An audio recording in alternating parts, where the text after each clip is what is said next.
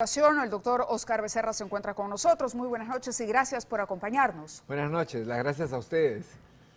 Vamos a compartir con usted imágenes que hemos registrado, que nos han llegado registradas en Ayacucho sobre lo ocurrido con la presencia de un viceministro, que no es de su sector, pero que es importante analizar, ¿no? En un momento se dijo que había sido desalojado de un restaurante por manifestantes, integrantes de un sector vinculado a un brazo de Sendero Luminoso, de acuerdo a la información por lo menos que se tiene. Esta organización estaría vinculada con Sendero Luminoso. Si tenemos las imágenes, nos las lanzan y escuchamos lo que ocurrió exactamente. La cerveza. Ahí está la cerveza. Viceministro. Con cervezas en el piso, el vino. El señor viceministro. Señor viceministro, tomando en hora de trabajo. El viceministro de Salud tomando en hora de trabajo juntamente con su comitiva.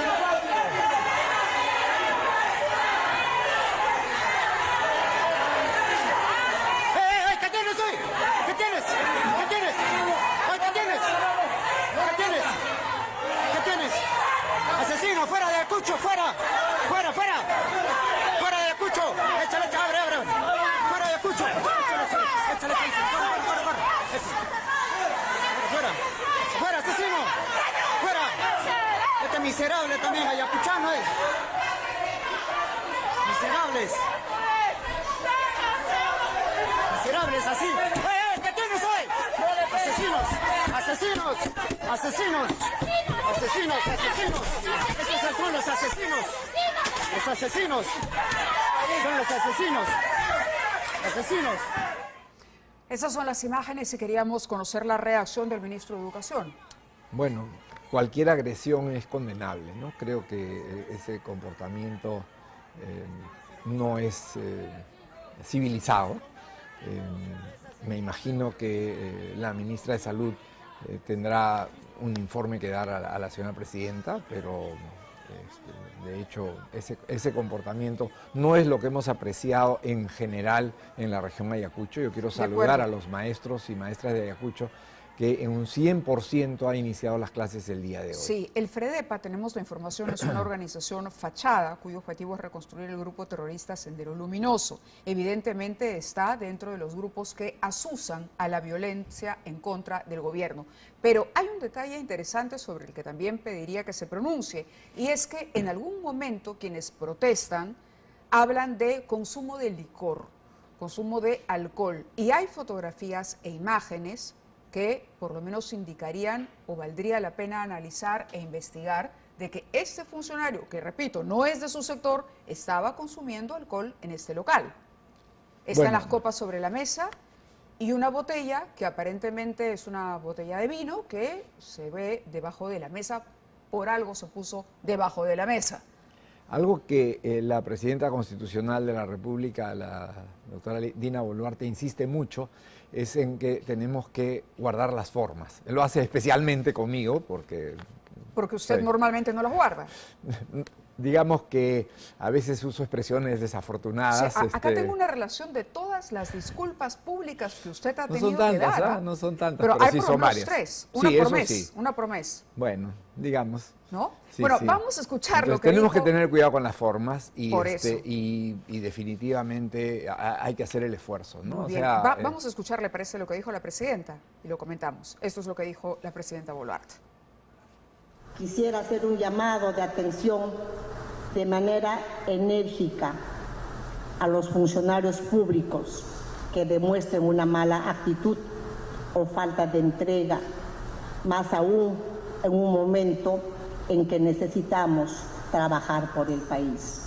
Aquí estamos para fajarnos por el país y no para distraer los tiempos en situaciones que no son de necesidad prioritaria.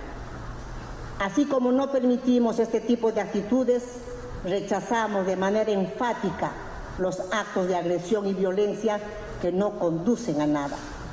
La tolerancia y el respeto entre peruanos es lo que debe primar para podernos entender y trabajar unidos por el país. ¿Qué haría usted? Coincido plenamente con las palabras de la señora presidenta. ¿Y qué haría usted si el viceministro no fuera del sector salud, sino de educación? Bueno, yo espero que eso no suceda con mis Pero viceministras. lo pongo en el lugar. ¿Qué haría usted?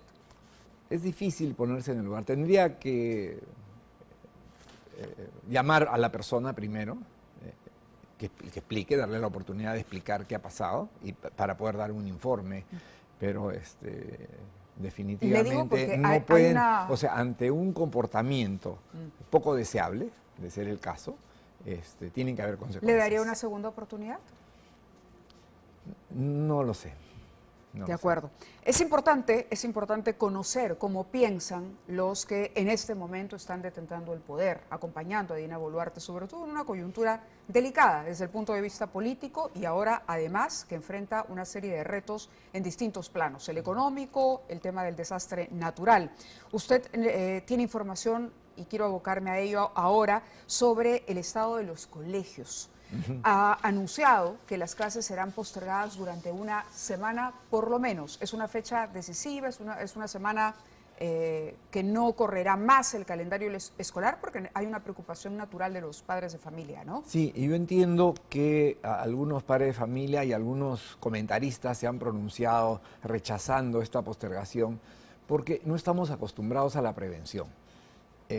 Lo que hemos hecho es ponernos en el peor de los casos, porque es lo que los niños de Lima merecen, sobre todo viendo lo que ha pasado en el norte. Y entonces hemos diferido una semana, hemos postergado una semana el inicio de las clases y obviamente se ha postergado una semana el final de las clases. O sea, los niños no van a perder una sola hora de clases. Lo que significa que está garantizándole a los padres de familia que esto no va a perjudicar ni va a reducir las horas dedicadas al aprendizaje de sus hijos. De ninguna manera, eso no va a pasar. Ahora, ¿por qué lo hemos hecho en Lima? Porque mucha gente en Lima vive en laderas de cerros. Sabemos que muchas construcciones son incluso informales y hay peligro de una lluvia que va a hacer que los niños que van al colegio o retornan del colegio puedan tener que subir una pendiente que va a estar mojada, a lo cual no están acostumbrados. Por otro lado, dada una emergencia, los padres van a querer ir a recoger a sus hijos y eso puede generar un colapso en el tráfico cuando lo que necesitamos es tranquilidad. Entonces, esta es una medida preventiva, algo que no hemos estado acostumbrados a hacer para el caso de Lima y Callao. Para el caso del norte, obviamente estamos en una situación, hay 700 colegios, casi 700 colegios que estamos monitoreando para ver cuán afectados pueden estar. De hecho, hay reportes de 18 colegios que tienen daños en la infraestructura y uno, por lo menos de ellos, ha sido evaluado en el campo y ya hemos visto que efectivamente hay daños importantes.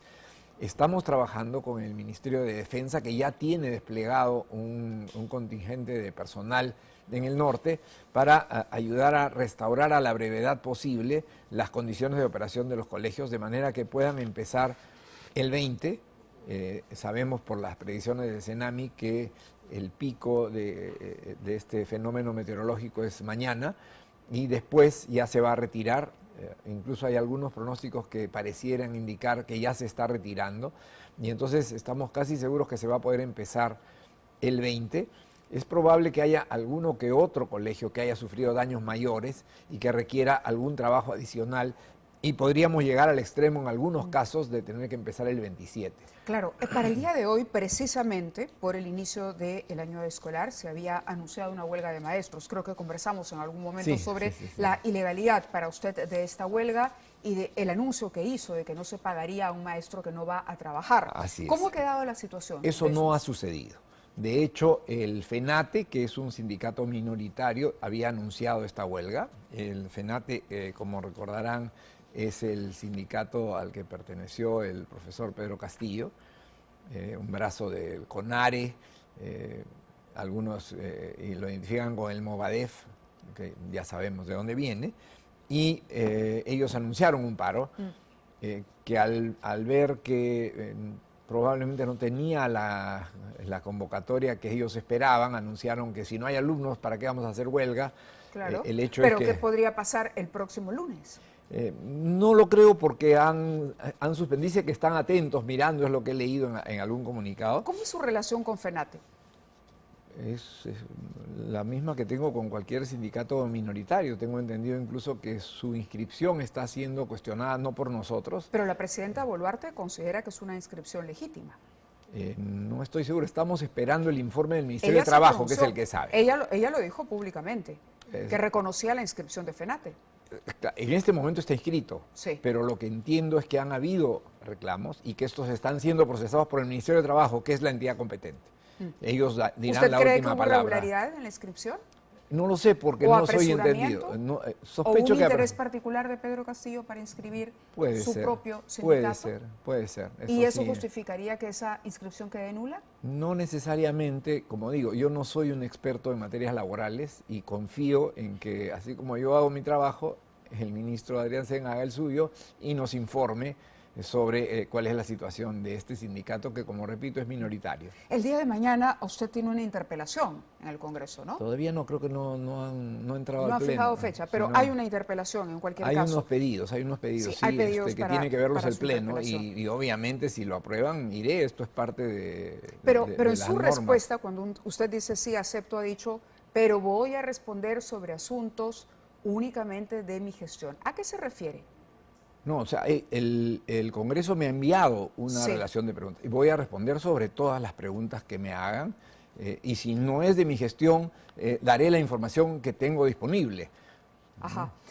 Yo le decía que usted se había convertido algo así como en la oveja negra del gabinete actual, ¿no? Bueno. Del señor Otárola. Y esto porque revisando información en los últimos 3 meses, mejor dicho, los primeros 3 meses del gobierno, de lo únicos que va, 3 meses, mira. los únicos 3 meses del gobierno, usted ha tenido que pedir disculpas en varias oportunidades. Le ha tenido que pedir disculpas, por ejemplo, a las mujeres aymaras. La Defensoría del Pueblo no quedó del todo convencida y hay una denuncia penal en su contra por sus expresiones. Pero yo jamás me he referido a las mujeres aymaras y eso es lo que he aclarado. Pero por algo pidió disculpas, porque o Yo- son disculpas sea, o no, son no, aclaraciones. no. Yo tuve un desafortunado uso de la expresión, de la forma como me referí a madres que pudieran haber ¿Y descuidado a sus ofendió hijos. a esas madres? Y, o sea, no he recibido una expresión de ofensa de las madres. Como dije la primera vez que ofrecí una disculpa, el que se siente ofendido es al que se le ofrece las disculpas. Correcto. Quienes Pero han considera- lo que reclamado pasa en es este que caso usted- no han sido madres sí, aymaras. de acuerdo. Pero además, insisto, yo no me he referido jamás, en ningún momento, a etnia alguna. Claro, pero es cuando, más, mi cuando- reclamo, está bien, está reclamo bien. por el abuso a los niños Pero cuando viene usted del 6 de dice- febrero. Sí, el 6 cuando de usted- febrero habían niños tomados de la mano de adultos en manifestaciones donde se estaba apedreando policías y golpeando policías con fierros. Pero usted dice, ni los animales actúan de esa manera. Esa y es una juzga expresión de el esa comportamiento de esas madres, señalando que no Esa están es a la altura interpretación. siquiera del comportamiento de un no, animal. no. Esa es interpretación.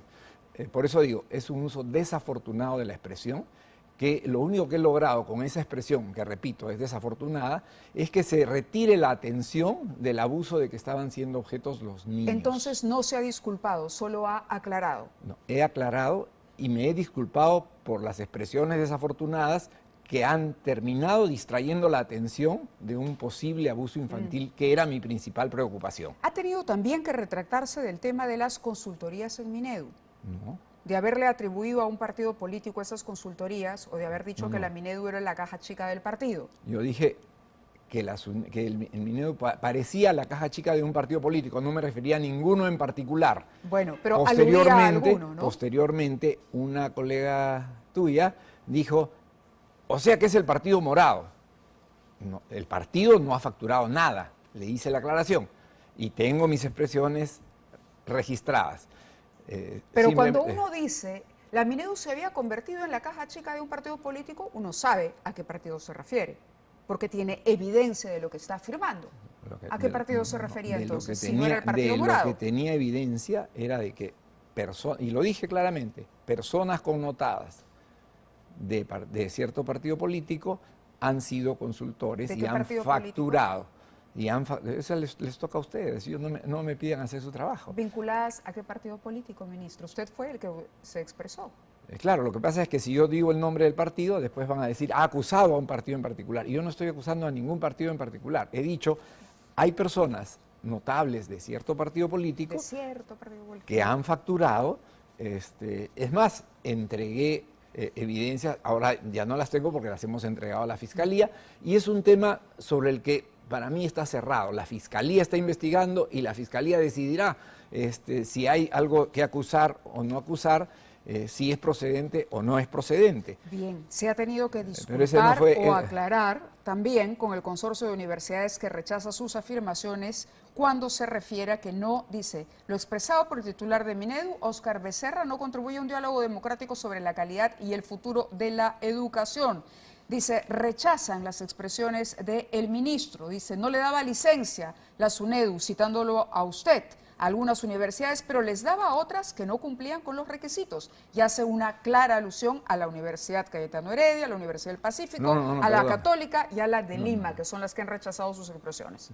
Me he reunido, hay una tendencia a imaginar diálogos a través de los medios, y yo no dialogo a través de los medios. Por eso le hago la pregunta directa. Invité a los rectores del consorcio de universidades y conversamos amigablemente y les expliqué cuáles eran mis dudas y mis objeciones respecto específicamente al hecho estadístico de que en todos los años de existencia de la SUNEDU, en su versión anterior, no había habido ni un solo superintendente o directivo que no viniera de alguna de las universidades del consorcio. Y eso es estadísticamente extraño. También compartieron conmigo que, a pesar de eso, por lo menos la Universidad Cayetano Heredia, que cuenta con mi admiración además, no me cabe duda la calidad, se había pasado 1 año y medio esperando una licencia para un programa de maestría que ofrecen y que tiene reconocimiento internacional. Entonces, hemos conversado amigablemente, les he explicado en qué sentido había hecho yo mis comentarios respecto a que a una de las universidades, y se lo dije, a la Universidad del Pacífico, es la única a la que me he referido, el Comité Técnico de SUNEDU recomendó que le dieran licencia por 6 años y el Consejo Directivo, integrado principalmente por miembros de universidades del consorcio, decide darle 8 años, por encima de la recomendación de su propio comité técnico. Eso me parecía extraño. ¿Y cómo responde finalmente, para ir cerrando el tema de SUNEDU, a las designaciones que se han hecho por parte del Minedu, que también han sido criticadas, como la designación del señor Manuel Castillo, por ejemplo? Manuel Castillo no lo hemos designado ¿Y de personal vinculado a Alianza para el Progreso? No, perdón. Nosotros no hemos designado al señor Manuel Castillo a SUNEDU. Él es representante de las universidades públicas. ¿Correcto? Sí. Ellos designan a su representante. ¿Y las designaciones de Alianza para el Progreso? Hay 2 personas, uno de ellos que es un ex viceministro, una persona que además tiene mucha experiencia en el sector. Que además habían trabajado en las universidades del señor Acuña. Habían trabajado en una de las universidades del señor Acuña, pero eso... las personas tienen derecho a trabajar. Él fue recomendado y seleccionado en base a sus calificaciones como un especialista con mucho conocimiento de lo que es formación y evaluación docente, independientemente del trabajo que estuviera realizando y que dejó para integrarse full time al ministerio. Es específicamente el doctor Guillermo Molinari, que está trabajando con nosotros y que tiene muchísima experiencia en el sector de educación. Él fue director general, no me acuerdo exactamente de qué dirección, durante muchos años, fue viceministro en tiempos de la gestión del doctor Miguel Wexler, y tiene todas las calificaciones para cumplir un trabajo, y tiene, yo lo he entrevistado personalmente, de hecho... ¿Se ha convertido en un botín político la SUNEDU? No lo creo, no, definitivamente estamos justamente todos en la medida de nuestras posibilidades trabajando para que eso no suceda. No queremos que se vaya a tomar ese camino. De hecho, la SUNEDU, el nuevo comité directivo, antes incluso de elegir al superintendente, hizo una declaración de principios que me imagino habrá dejado tranquilos a todos los preocupados por la calidad, porque quedó claramente establecido de que ellos no tenían planeado reconsiderar ninguna licencia denegada y que además iban a investigar todos los casos en los que hubieran alguna duda o alguna sospecha de que no se habían cumplido con los procedimientos que Perfecto. garantizan la calidad. Ministro, muchísimas gracias por haber estado con Por nosotros, favor. por las noticias que nos ha dado y la tranquilidad, sobre todo del año escolar, de poder velar por la educación en cantidad y calidad que van Por a supuesto. recibir los estudiantes a pesar de todos los contratiempos que encaramos y que enfrentamos a diario los peruanos. Muy amable. No, gracias. Gracias Muy a buenas ustedes, noches. cuando Gracias. quieran. Bien, tenemos que comunicarnos a esta hora de la noche con el congresista Diego